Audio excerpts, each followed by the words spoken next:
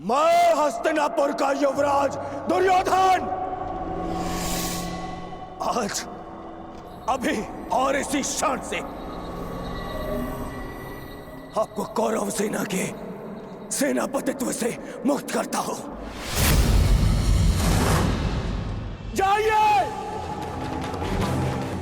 चले जाइए वापस हस्तिनापुर और जाकर विश्राम करिए वहां।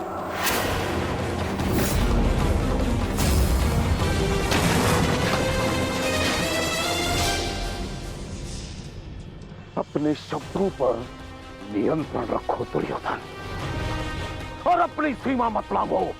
सीमा लांघ नहीं रहा हूं, आज तो सीमा बना रहा हूं।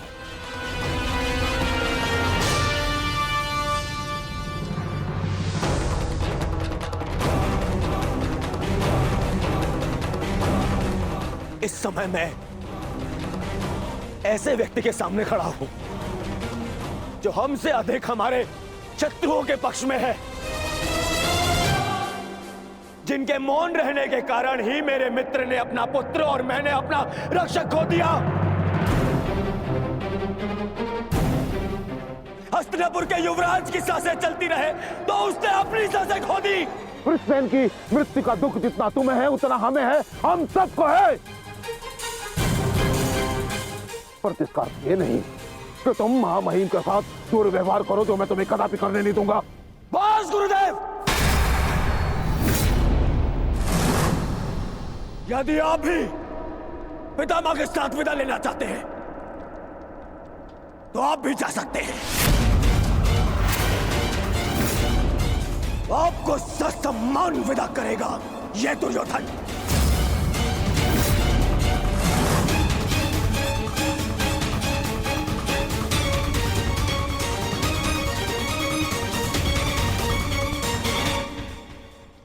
तैयार हो जाओ मित्र, कल से इस युद्ध में तुम अपने मित्र का साथ दोगे। इनसे कहीं अधिक इस युद्ध में मुझे तुम्हारी आवश्यकता है मित्र। तो सहोदर, एक दूसरे का रक्त ना भाई, ये उत्तरदायित्व आपको ही लेना होगा। ताश्री, प्राण की रक्षा केवल आप ही कर सकते हैं। कदापि नहीं। जब तक मैं युद्ध भूमि में उपस्थित हूं तब तक अंगराज कर्ण युद्ध भूमि में पद नहीं रखेगा। क्यों मेरा मित्र मेरे साथ में युद्ध में खड़ा नहीं हो सकता? बताइए क्यों? कल को यदि फिर से मेरे प्राणों पर संकट आया, मेरे प्राणों की रक्षा कौन करेगा? मैं करूंगा तुम्हारी रक्षा, शत्रु को तुम्हारे समीप आने नहीं दूंगा।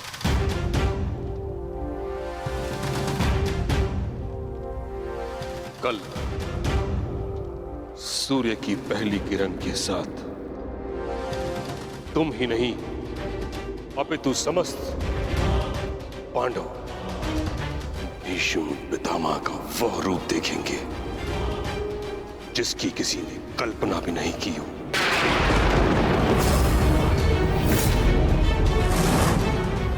यह मेरा वचन है।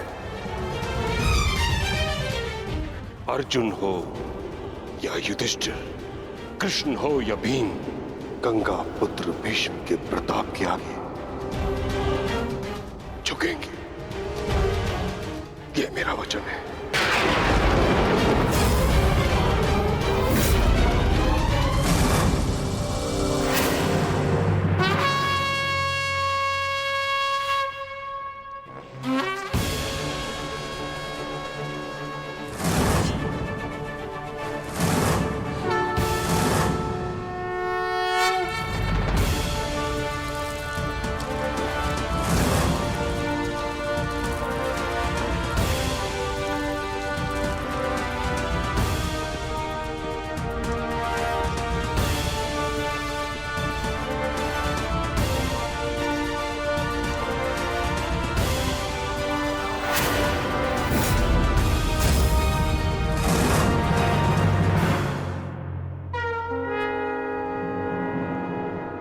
का चौथा दिन।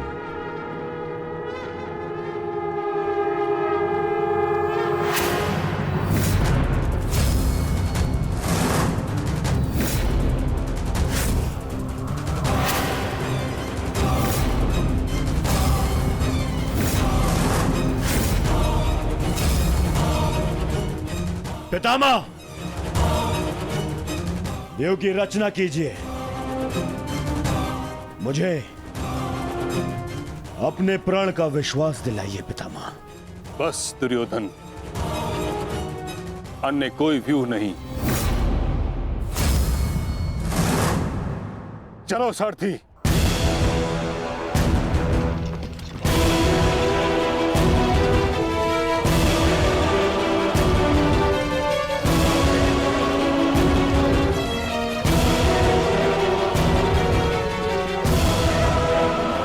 तो अच्छा संकेत है माता। प्रतीत होता है कि पितामह इस नरसंहार को समाप्त करना चाहते हैं, इस युद्ध पर विराम चाहते हैं। गंगा पुत्र इस महायुद्ध पर विराम अवश्य लगाना चाहते हैं, परंतु अपने सभी शत्रुओं का अंत करने के पश्चात।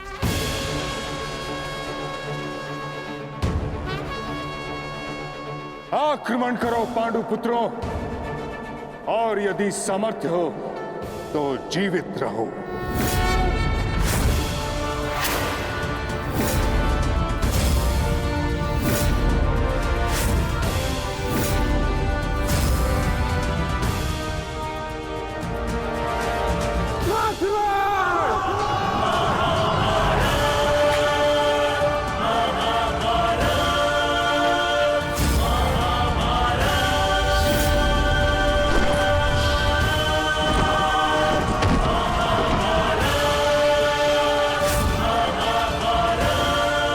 क्या कर रहे पितामह?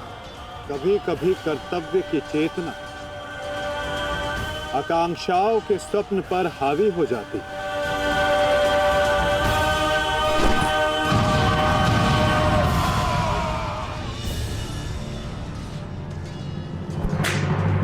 यह मेरी अंतिम चेतावनी है पांडुपुत्रों, और तुम्हारे पास ये अंतिम अवसर है। समर्पण करो, अन्यथा परिणाम के लिए प्रस्तुत रहो।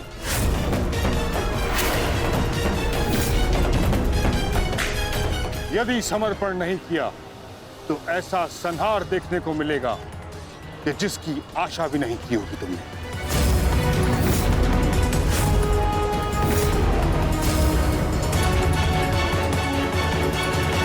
किस बात का समर्पण पितामह? किस बात का समर्पण? आप भली भांति जानते हैं कि इस युद्ध के अलावा हमारे पास और कोई विकल्प नहीं, और यही युद्ध हमें हमारा अधिकार और न्याय दिलाएगा। तो ठीक है, अपने इस निर्णय का परिणाम भुगतने के लिए तत्पर हो जाओ।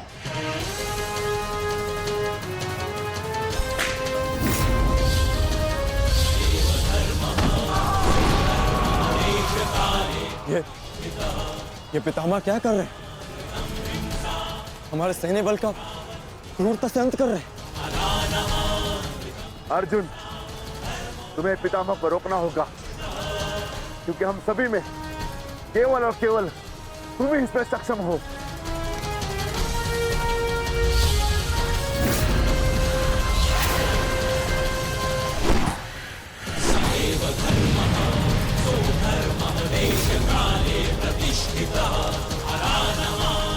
अर्जुन, युद्ध करो अथवा समर्पण।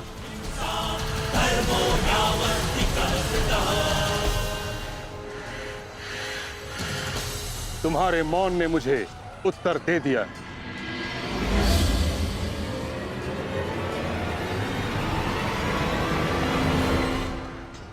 और तुम द्वंद्व करना चाहते हो भी या नहीं?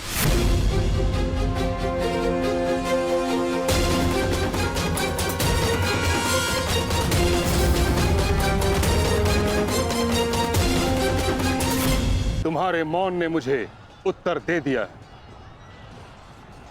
उचित होगा पितामह कि आप अपनी ओर से कौरवों को भी आक्रमण करने की अनुमति दीजिए।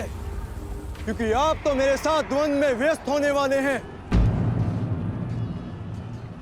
मेरी ओर से लड़ रहे योद्धाओं का अपमान मत कीजिए पितामह। ठीक है अर्जुन,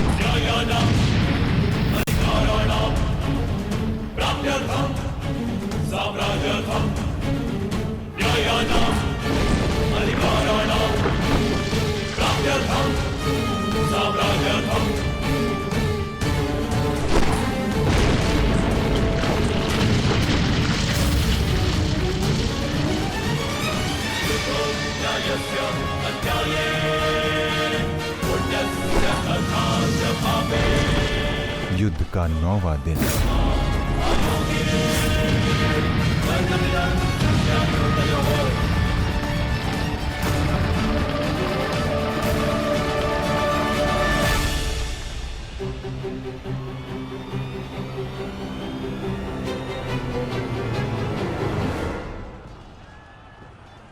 माधव, ये पितामह तो भ्राता युधिष्ठिर की ओर अपना रथ लेकर जा रहे हैं। भ्राता युधिष्ठिर संकट में है माधव, हमें शीघ्र कुछ करना होगा।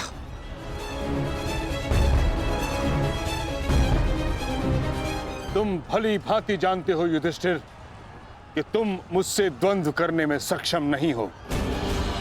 इस कारणवश अपने सैनिकों की आहुति देना बंद करो, समर्पण कर दो।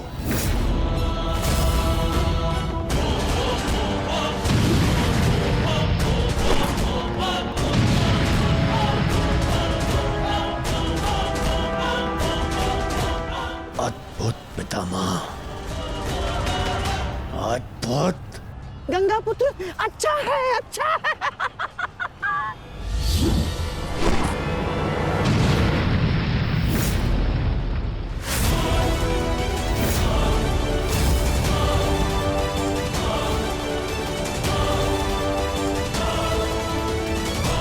मेरे मार्ग से हट जाओ।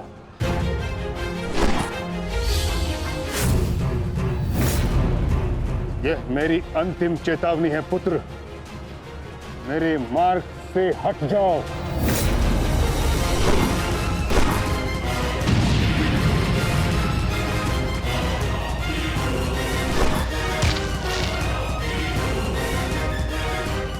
समर्पण करो।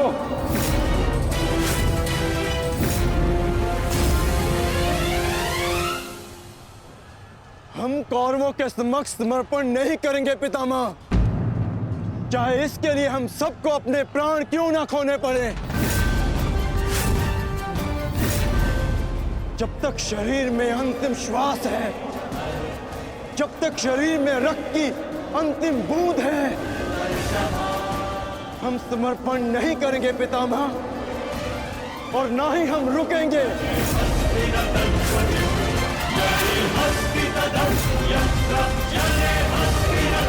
ठीक है अर्जुन, यदि तुम्हारा निर्णय यही है तो मेरा उत्तर भी जान लो।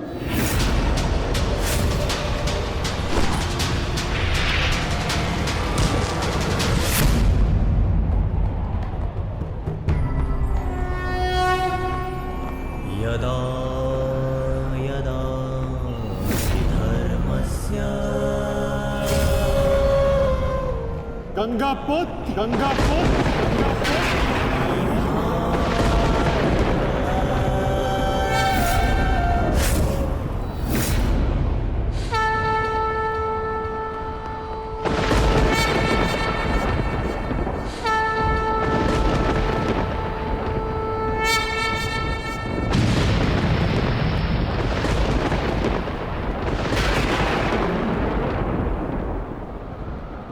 शस्त्र ना उठाने के दिए गए वचन को मेरी दुर्बलता मत समझना। स्मरण रखिए कि समय के साथ वचन के अर्थ का उत्थान ना होना धर्म नहीं, अधर्म होता है।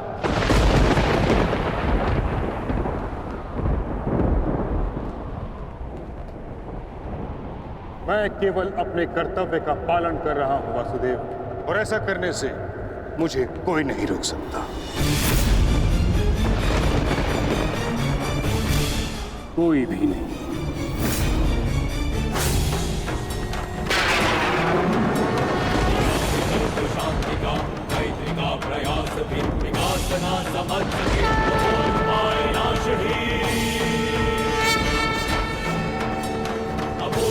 प्रहार से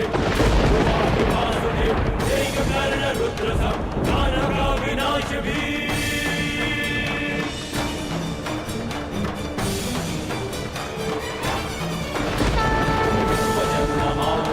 युद्ध भाषा उसे मिलेगा युद्ध भी, दंड भी, प्रहार भी।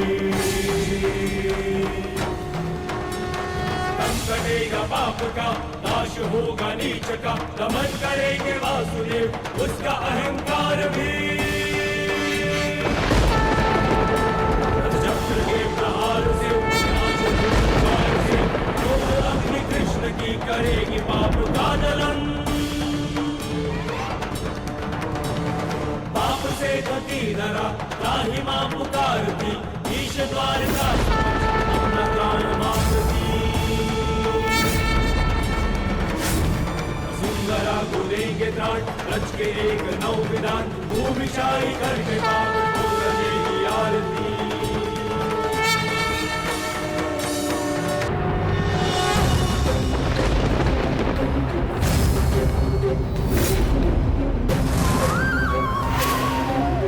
मुझे ऐसा करने पर विवश मत कीजिए गंगा पुत्र। मैं आपका वध कर सकता हूं, और ऐसा करने के लिए मुझे शस्त्र उठाने की आवश्यकता नहीं, केवल ये चक्र ही पर्याप्त है।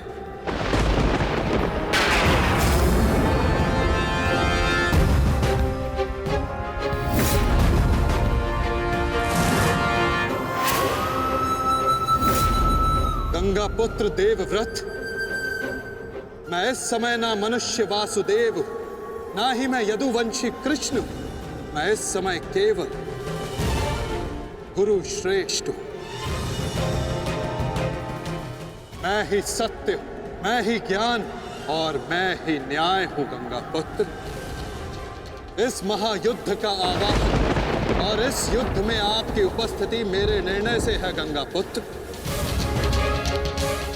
आपका जीवन मेरे निर्णय, मेरी इच्छा से था, और अब आपकी मृत्यु मेरे अधीन है।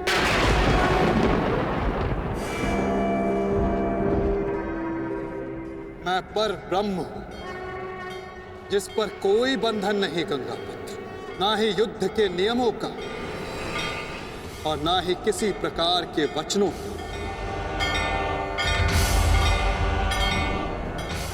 आपके अंत के लिए शस्त्र ना उठाने की प्रतिज्ञा को तोड़कर मैं आपका वध करूंगा गंगा पुत्र।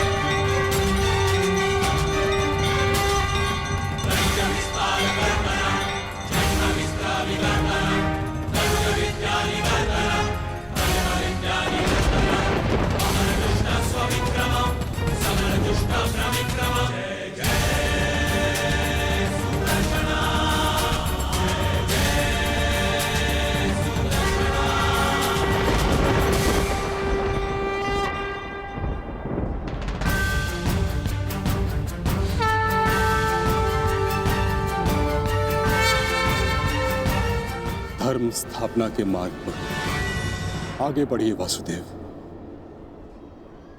अंत कर दीजिए मेरे इस जीवन का।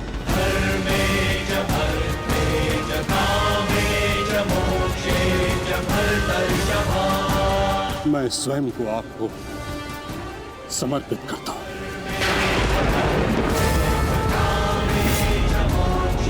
क्योंकि ना तो पांडव मेरे प्राण लेने में सक्षम है और ना ही मैं उन्हें मार पाऊंगा। मैंने सदैव धर्म का पालन किया, कभी अधर्म नहीं किया। यदि कोई अधर्म हुआ तो केवल ये कि मैंने आपको प्रतिज्ञा तोड़ने पर विवश किया। यदि आपको ऐसा लगता है कि आपने कोई अधर्म नहीं किया, तो यह आपकी सबसे बड़ी भूल है गंगा पुत्र। अवश्य आपने सदैव धर्म का पालन किया गंगा पुत्र, किंतु केवल अपने लिए, अपने वचनों के लिए। और यही आपका सबसे बड़ा अधर्म है। क्योंकि जिसके पास शक्ति हो उसे स्वयं के लिए नहीं, संसार के लिए उत्तरदायी होना चाहिए, और जो आप नहीं हो पाए गंगा पुत्र।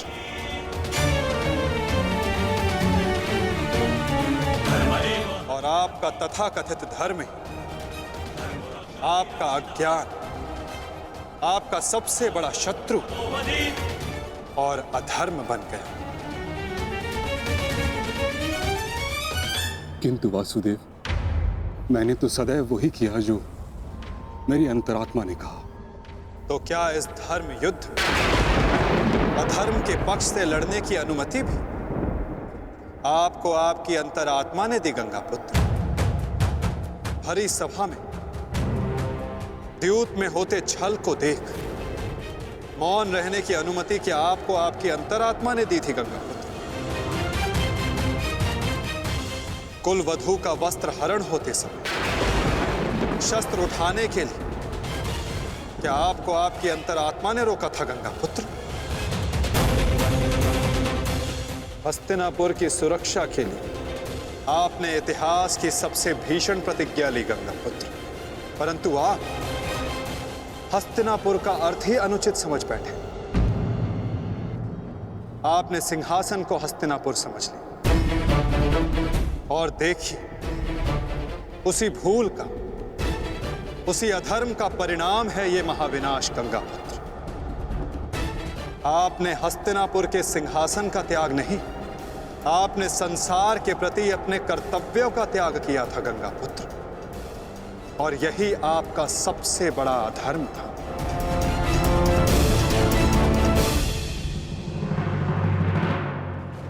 परिवर्तन ही संसार का नियम है गंगा पुत्र, और संसार के कल्याण और उत्थान के लिए ऋतुएं भी स्वयं को परिवर्तित करती हैं। परंतु आपने परिवर्तन को नहीं स्वीकारा।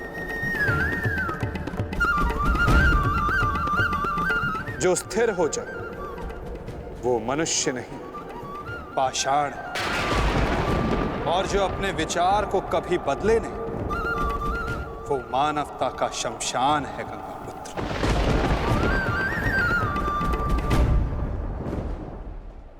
अपने कर्म के प्रति सजग ना रहना सबसे बड़ा अधर्म होता जो आपने किया गंगा पुत्र, और यही इस महायुद्ध, इस महाभारत के होने का कारण बना।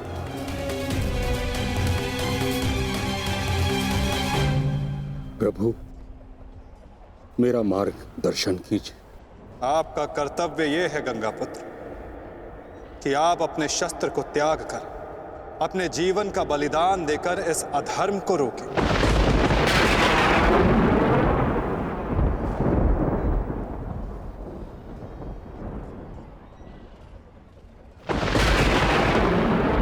ठीक कहा वासुदेव। कदाचित मेरा अंत ही इस समस्या का समाधान है। आज जबकि मुझे अपनी भूल का भान हो गया है, मैं अपना प्रारब्ध स्वीकार करने के लिए तैयार हूं।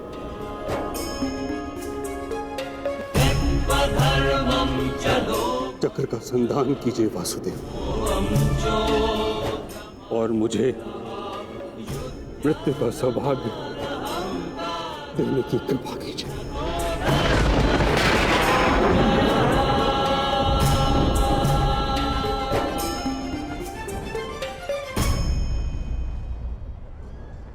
ठीक है, यदि आपकी इच्छा ये मृत्यु पाने की है तो मैं अपनी प्रतिज्ञा को तोड़कर तुम्हें मुक्त करता हूं गंगा पुत्र।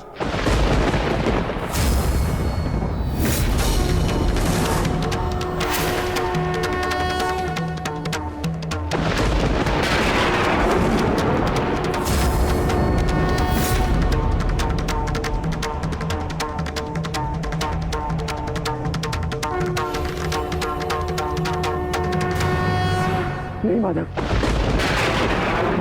आपने इस धर्म युद्ध का बीड़ा उठाया है, वचन तोड़कर उसे कलंकित मत कीजिए। मैं नहीं चाहता कि आप पर कोई उंगली उठे। नहीं पार्थ, मेरी प्रतिज्ञा टूटने की अपेक्षा से अधिक महत्वपूर्ण धर्म की स्थापना है।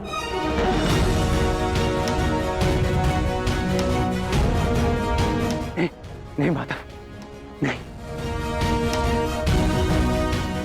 आपने ही भारभ्रीक को वीर गति दी है माधव, ताकि इस युद्ध से जुड़ी प्रतिज्ञाएं, वचन और प्रारब्ध भंग ना हो सके। तो क्या आप स्वयं इसे तोड़ देंगे?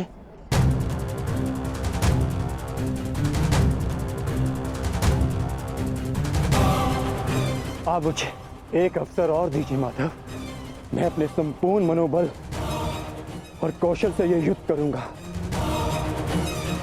जब तक मेरे शरीर में रक्त की एक बूंद भी बहेगी, मैं अपने मन में भावनाओं को नहीं बहने दूंगा माधव।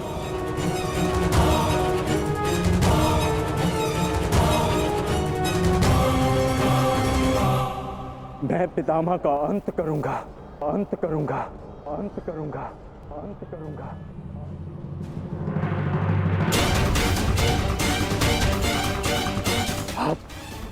आप ये चक्र छोड़ दीजिए माधव, आप ये चक्र छोड़ दीजिए।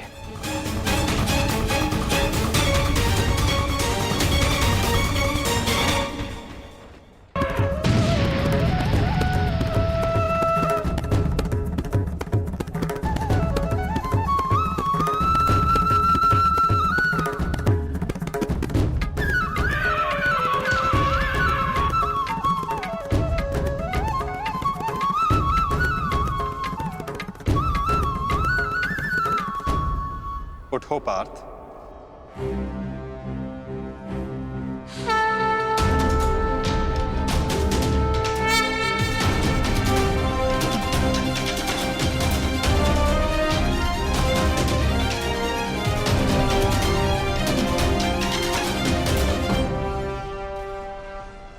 आपके हाथों मोक्ष पाना कदाचित मेरे भाग्य में नहीं वासुदेव।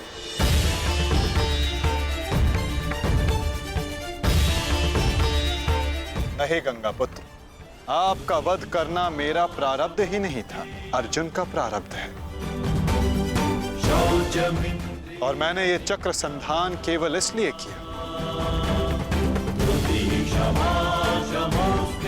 ताकि मैं अर्जुन को दिखा सकूं कि आपका भी वध करना असंभव नहीं।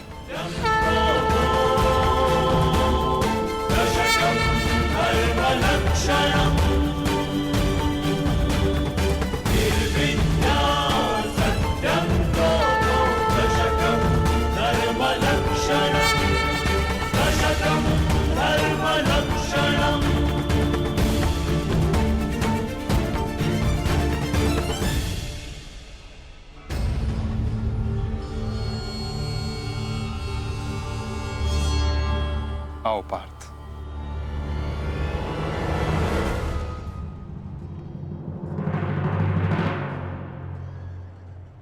पुत्र अर्जुन, युद्ध आरंभ करें। मैं सज्ज हूं पितामह।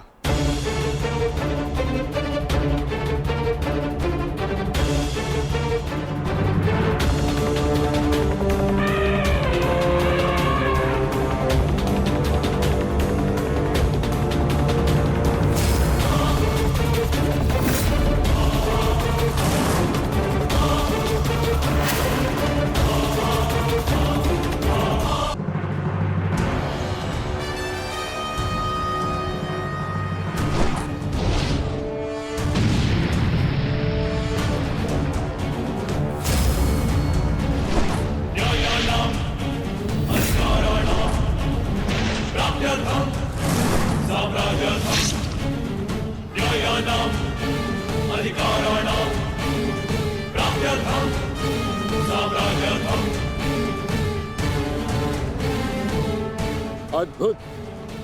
पुत्र अर्जुन, कर्म पथ पर तुम्हें भावनाओं से ऊपर उठते हुए देख प्रसन्नता हुई।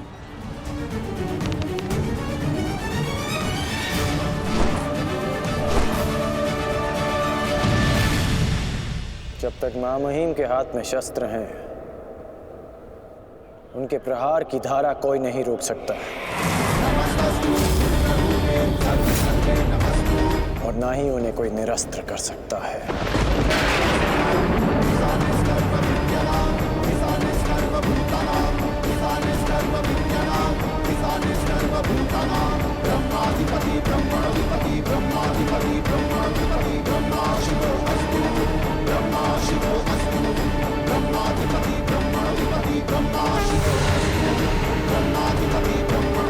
तुम्हारी तपस्या सफल हो गई बालिका।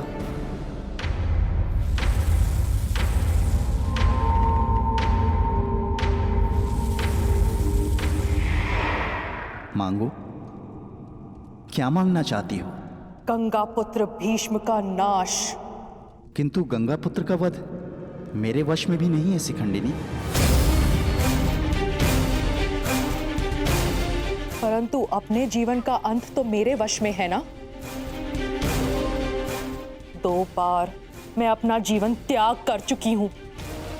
इस बार भी मैं फिर जन्म लूंगी और अगले जन्म में भीष्म का अंत करने आऊंगी।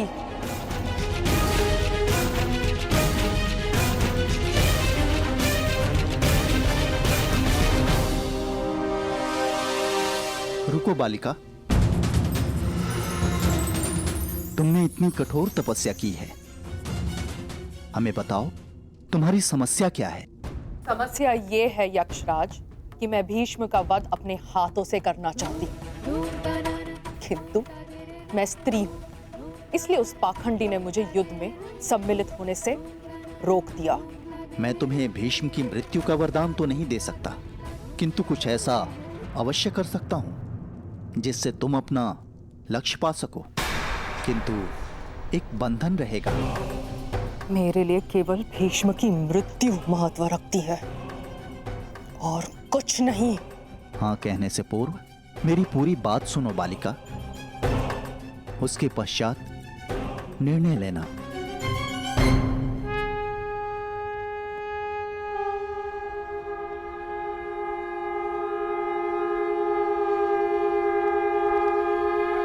पुत्र अर्जुन, आज तुम कुशलता पूर्वक लड़े, परंतु मेरे वध के लिए यह पर्याप्त नहीं। हाँ, क्योंकि महामहिम के पास तुम सबके नाश के लिए पर्याप्त अस्त्र है धनुर्धारी अर्जुन।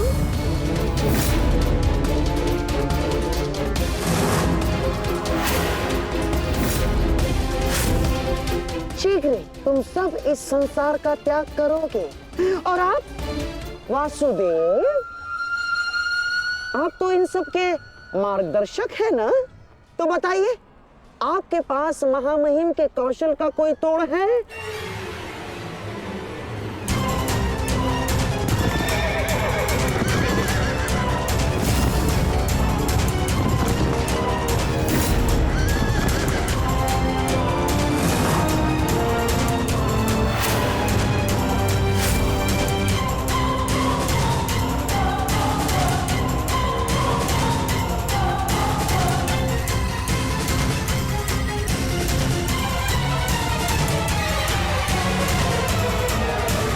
सामर्थ्य से पितामह का सामना किया, परंतु उन्हें परास्त करने में असफल रहा।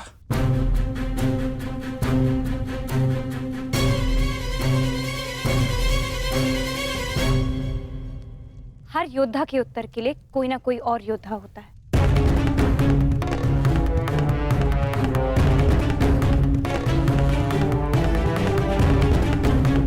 केशव, आप ही तो कहते हैं ना कि कभी कभी भाग्य स्वयं चलकर हमारे पास आता है, किंतु शिखंडिनी अब तक क्यों नहीं आई? उसे इतना समय क्यों लग रहा है केशव?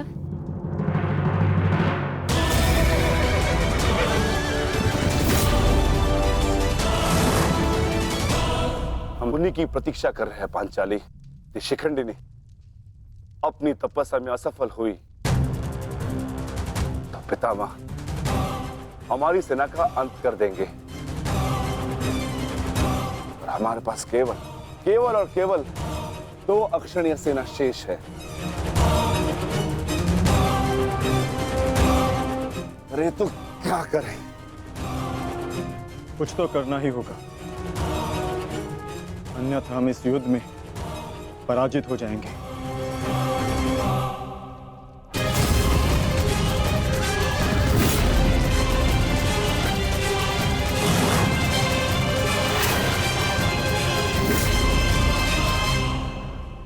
से विजय हमारी हुई, आज फिर से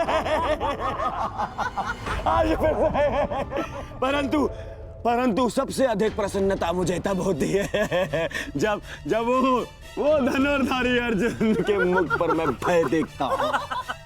केवल 2 अक्षुणी सेना शेष बची है उन पांडवों के पास, और शीघ्र ही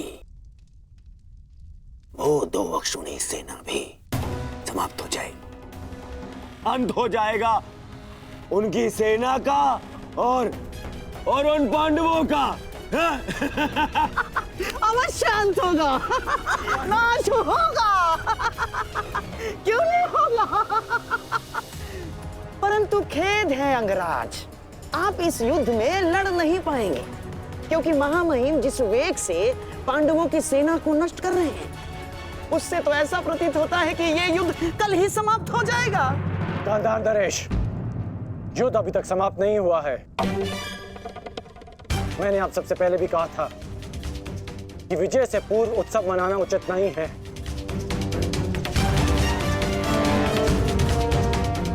हो सकता है कि कल पांडवों को महामहिम के प्रहार की ढाल मिल जाए।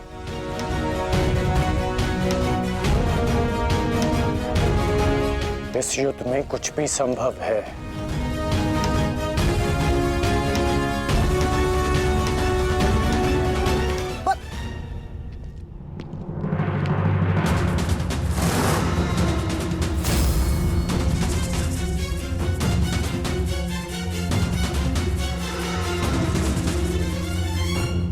कौन हो तुम? मैं इस युद्ध का अंत हूं। मैं भीष्म की मृत्यु हूं। देवी शिखंडिनी,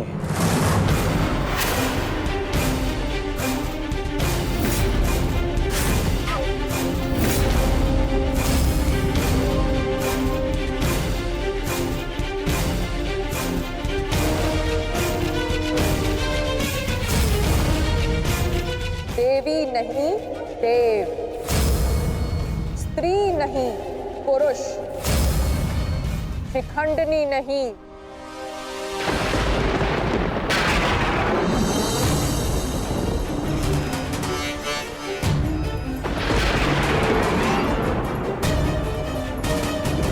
शिखंडी।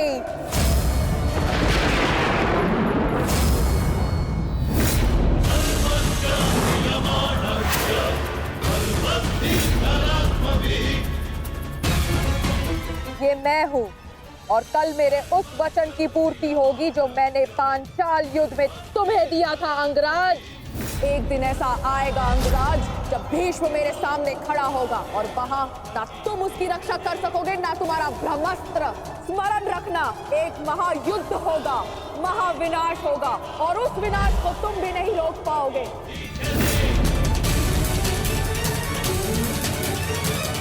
बधाई हो, कल से तुम इस युद्ध में प्रवेश करोगे। कल कुरुक्षेत्र एक योद्धा को विदा करेगा और दूसरे योद्धा का स्वागत।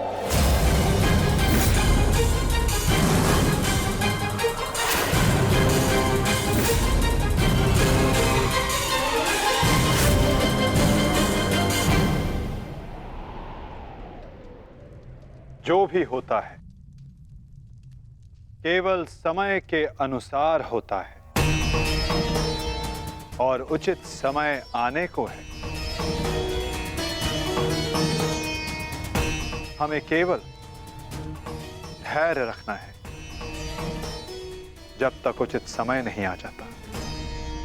शिखंडिनी कुरुक्षेत्र पहुंच चुकी है।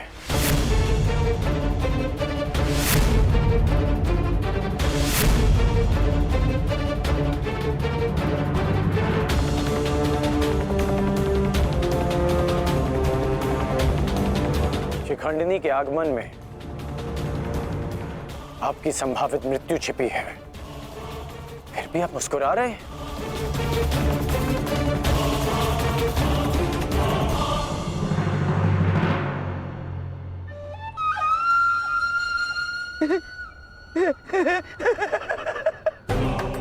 अब समझ आया महामहिम कि आप मुस्कुरा क्यों रहे हैं। युद्ध के नियमानुसार शिखंडिनी युद्ध में भाग ले ही नहीं सकती, क्योंकि वो एक स्त्री है। नहीं, वो स्त्री नहीं पुरुष है। शिखंडिनी नहीं, शिखंडी है। वो स्त्री से पुरुष में परिवर्तित हो चुकी है और कल वो युद्ध में प्रस्तुत होगा और उसका एक ही उद्देश्य है, मां महिम का वध।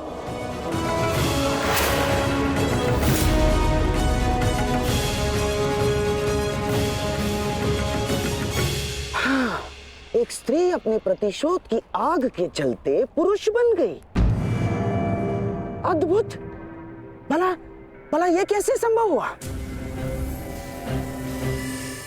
कैसे हुआ वो छोड़िए मामाश्री, अब ये बताइए कि करना क्या है।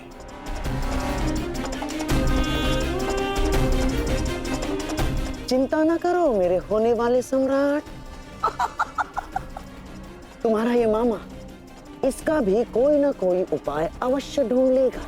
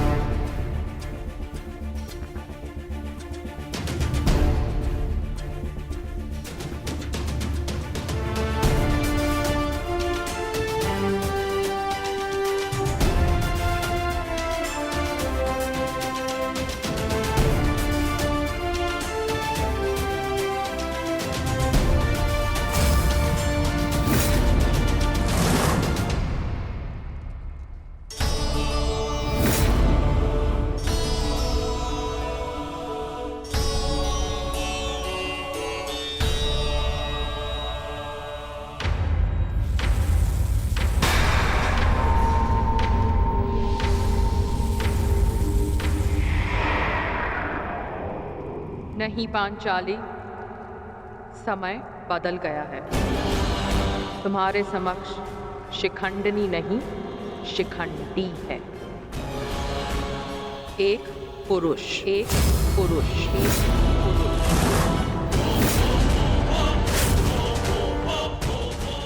और तुम्हें पर पुरुष का स्पर्श करने की अनुमति नहीं है।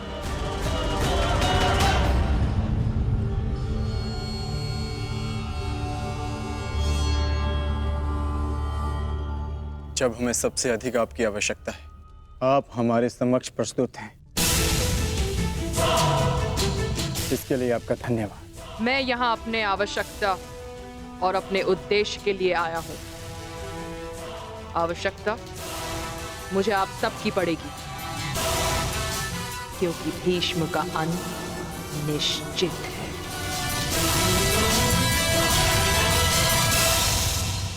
ये मेरा वचन है, हम आपका पूर्ण रूप से समर्थन करेंगे, फिर चाहे कुछ भी हो जाए।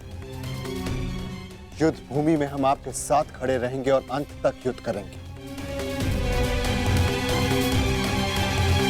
हमें ये कार्य कल ही संपन्न करना होगा, क्योंकि मेरे पास मेरे जीवन का लक्ष्य पूर्ण करने के लिए केवल एक ही दिन है।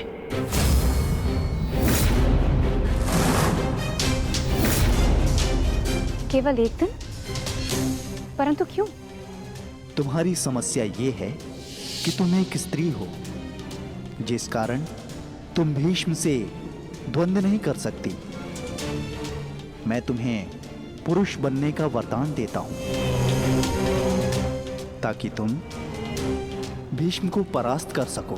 किंतु स्मरण रहे कि ये वरदान केवल 8 प्रहर अर्थात एक दिन के लिए रहेगा। हमारे शत्रुओं को इसका भान नहीं होना चाहिए कि शिखंडिनी केवल एक दिन के लिए पुरुष है।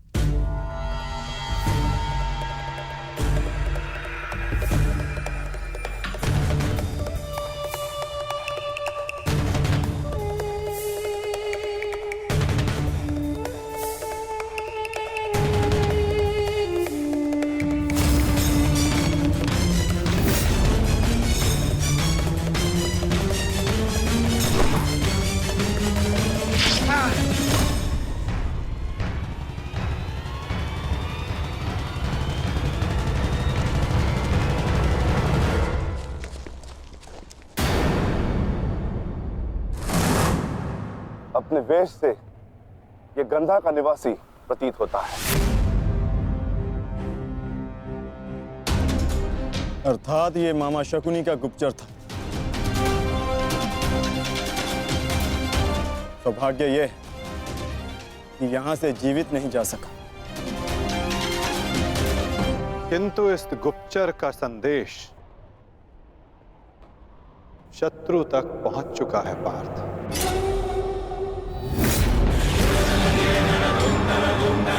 केवल 8 प्रहर, केवल 8। उसके पश्चात ना उस शिखंडी का कोई अस्तित्व रहेगा और ना ही भीष्म पितामह कोई संकट होगा।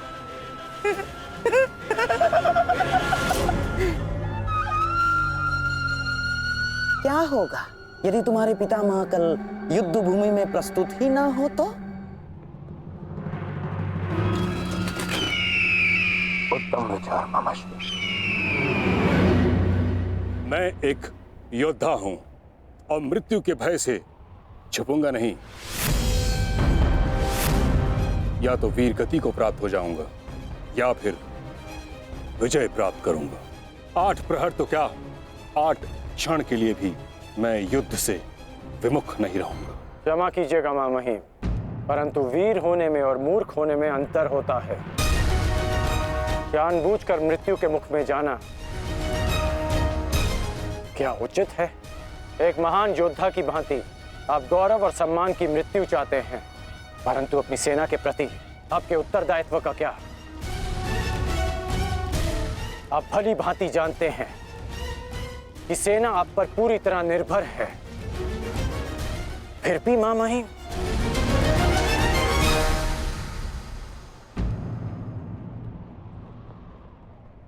अंगराज ठीक कह रहे पितामह।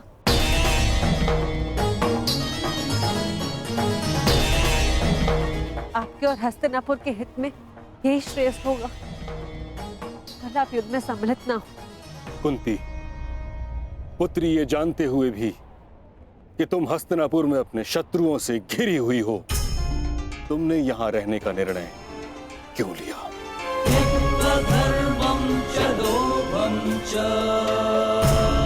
क्योंकि हम सब कर्तव्यबद्ध हैं। मैं भी अपने कर्तव्य का पालन कर रहा हूं। यह मेरा अंतिम निर्णय है और मुझे ऐसा करने से कोई नहीं रोक सकता।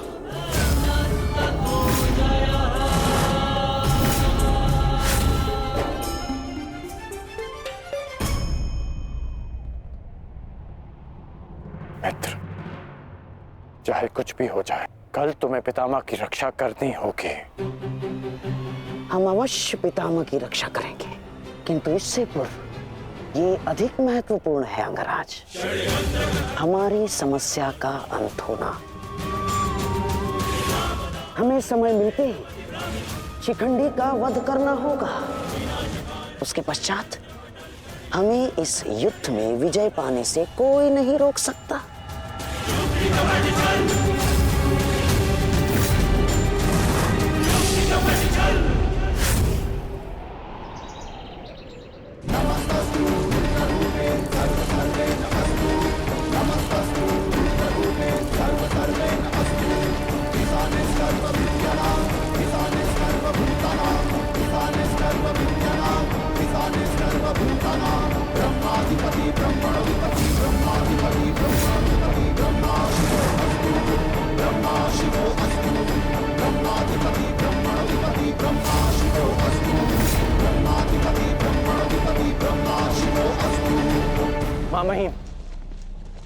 गंगा पुत्र,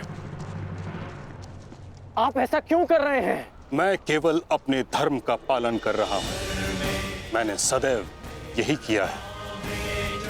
युद्ध भूमि में पूर्ण सहयोग दूंगा और यदि इस युद्ध भूमि में मेरा अंत हो गया तो मुझे इस बात का गर्व होगा कि एक योद्धा का अंत रणभूमि में होगा।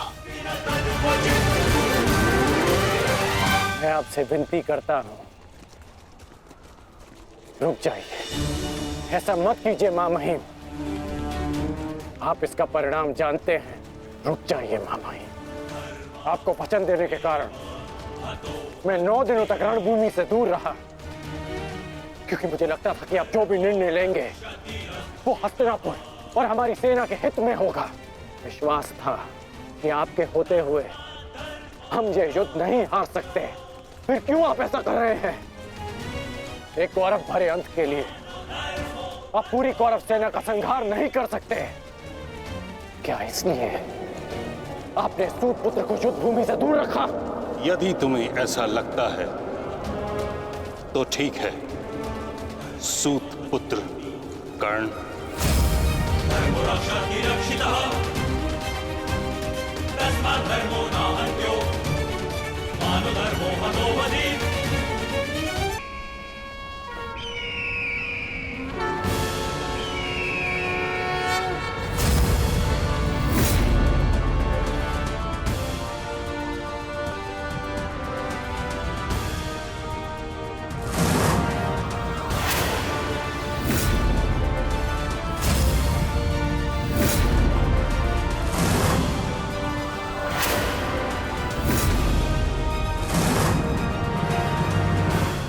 दुर्योधन, स्मरण रहे, आज हमारा केवल एक ही उद्देश्य है, महामहिम की रक्षा, और उसके लिए आवश्यक है शिखंडी का अंत।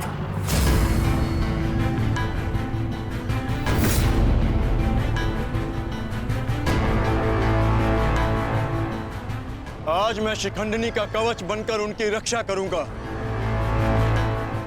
चाहे कुछ भी हो जाए, हमें शिखंडिनी को पितामह तक पहुंचाना ही होगा। स्मरण रखना पार्थ, किसी के जीवन का उद्देश्य पूर्ण करने में उसकी सहायता करने से अधिक पुण्य और आनंद किसी और कार्य में नहीं आता। और मुझे पूर्ण विश्वास है कि तुम पूर्ण रूप से अपना कार्य पूरा करोगे पार्थ।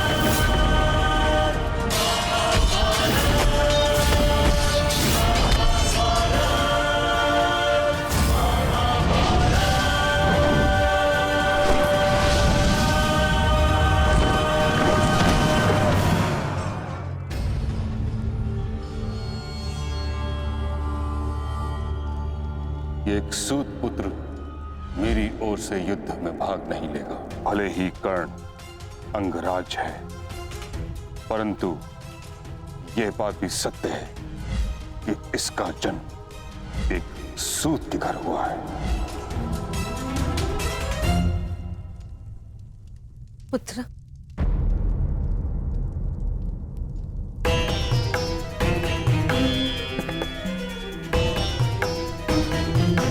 तुम यहाँ अंदर क्यों बैठे हो? क्योंकि अभी भी मैं महामहिम के आदेश का पालन कर रहा हूं। एक सूत पुत्र होने का मूल्य चुका रहा हूं।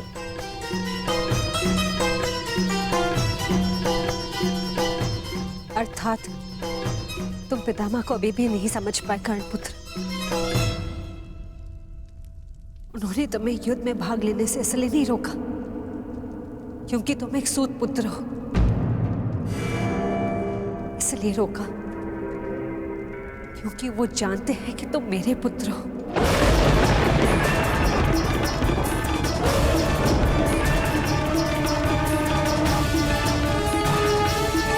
एक भाई एक दूसरे से द्वंद्व ना करे,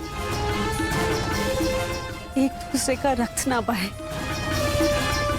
इसलिए उन्होंने तुम्हें यही रहने का आदेश दिया।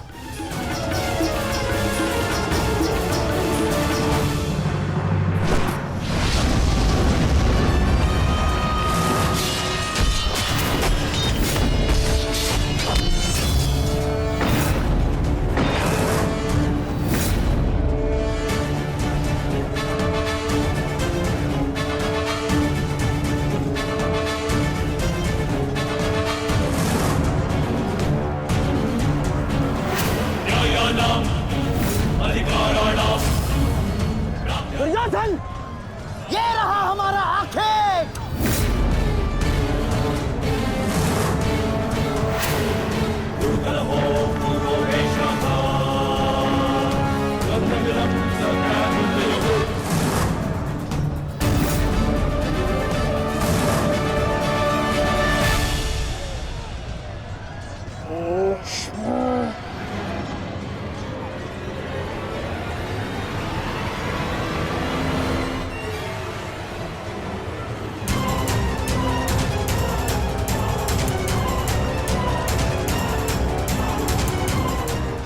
शिखंडी,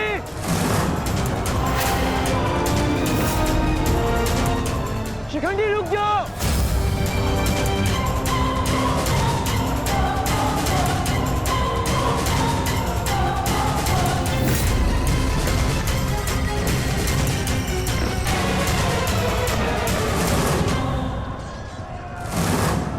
भीष्म, तुम्हारा समय पूर्ण हुआ।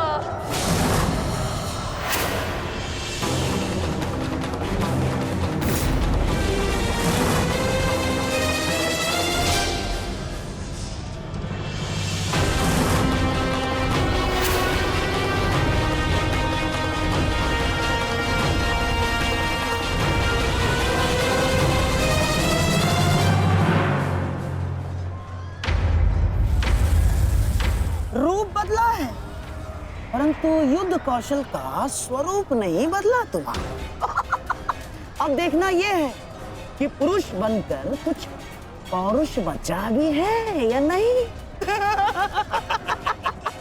पुरुष के भांति लड़ सकते हो या नहीं। माधव, हमें शीघ्र अतिशीघ्र शिखंडी तक पहुंचना होगा।